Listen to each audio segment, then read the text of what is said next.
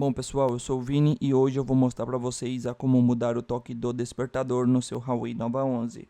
Primeiro entra no ícone do relógio, procura o despertador que você quer trocar o toque, clica nele, aqui você clica em som, pode escolher o toque que você quiser ou clicar em música no dispositivo e selecionar uma música sua como toque.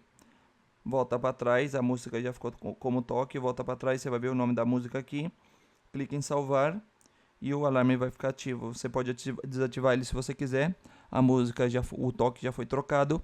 E esse foi o vídeo, pessoal. Se eu te ajudei, não esqueça do like, deixa o seu comentário aqui embaixo que ajuda bastante com o engajamento no YouTube. E se for possível, se inscreva no canal para mais vídeos. Um abraço a todos e até o próximo vídeo.